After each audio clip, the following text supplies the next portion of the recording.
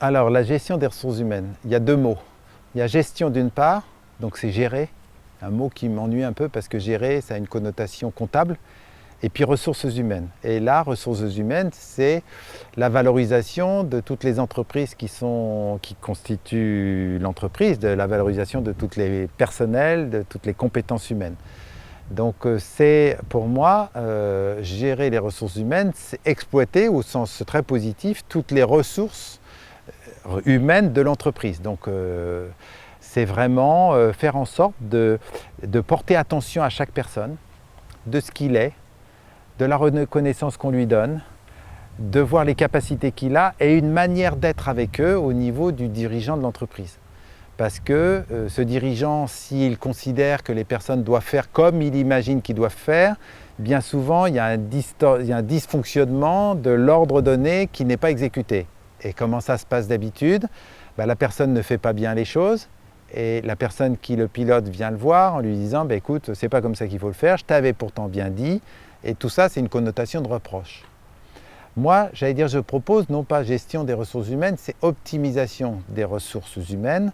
C'est de faire en sorte que chaque personne de l'entreprise soit valorisée au mieux de la compétence qu'il peut apporter.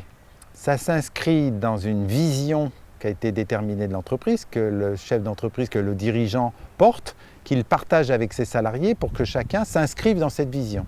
Il faut l'expliquer. Si elle est acceptée, il n'y a pas de raison. De toute façon, la plupart des personnes dans l'entreprise savent pourquoi ils sont là.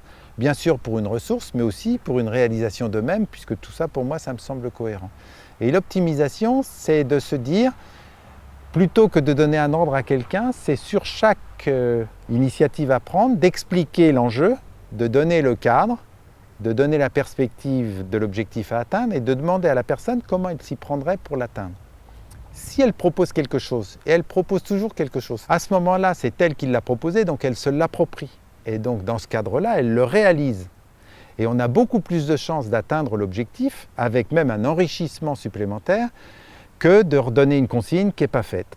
Ce qu'on constate par ailleurs, c'est quand les personnes ne sont pas bien, parce qu'on leur donne une consigne et puis qu'on leur fait des reproches, on diminue leur énergie, on leur envoie du négatif et bien souvent, ce qui arrive, c'est qu'ils tombent malades, ils se mettent en arrêt maladie, ils ne sont pas là au moment important et ils ne sont pas dans l'enthousiasme à partager. Alors ça a deux conséquences. La première, c'est que je me plains de ne pas avoir le personnel qui va bien. Et deux, les clients qu'ils servent, finalement, ils le ressentent aussi. Ils ressentent bien qu'il y a quelque chose qui n'est pas de l'ordre du plaisir à faire, du plaisir à donner.